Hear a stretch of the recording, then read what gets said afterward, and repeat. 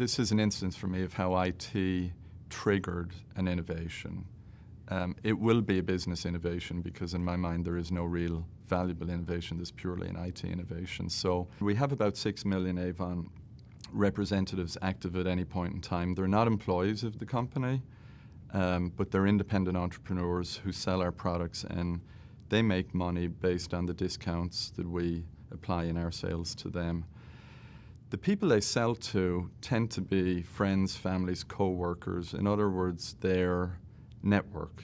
When I joined the company, what struck me was the synergy between the ideas of Web 2.0 and social networking and social media, and that migration of people to online networking, if you like, between individuals, and the way our representatives work with and sell to their customers. So I remember I was in Thailand. It was a executive committee meeting, and it was my second month in the company, and I came back and I said, look, I've appointed myself as a representative. I've gone into the field. I've gone to the coalface, and we were talking broadly about technology innovation and our strategy as a company.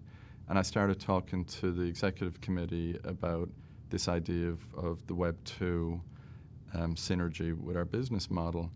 And you could see a couple of people got it because a couple of people were on Facebook or LinkedIn or one of the platforms and kind of understood the network effect, the online network effect, and the impact of friends on friends and so forth.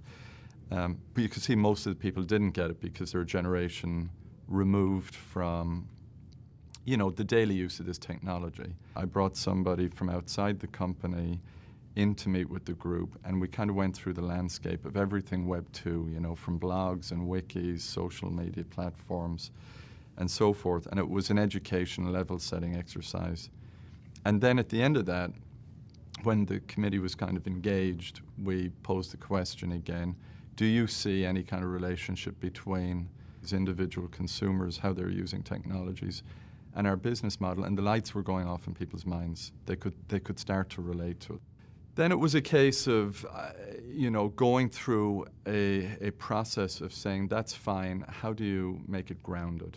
Where is the business value created for the representatives? Where is the business value created for Avon? How is this something that's driven by a business strategy rather than just another cool technology that we'll play with and we experiment with? So we did research in the field in 4 countries. So we went through a strategy setting process that was informed by, the voice of the customer and some research. And then we came back with 3 projects, three concepts, if you like, not projects, 3 concepts to the executive committee, mock-ups of what we felt we could do with feedback from representatives as to the value to them if we were able to deliver those platforms. And I think the key here was we were biting it off one step at a time. Education, aligning people around a hypothesis, testing the hypothesis with the customers, then doing very quick and dirty concepts and mock-ups, again testing that. And so at each stage of the process, the innovation process, we're narrowing in on a design, but we're not committing a lot of funding or a lot of resourcing up front.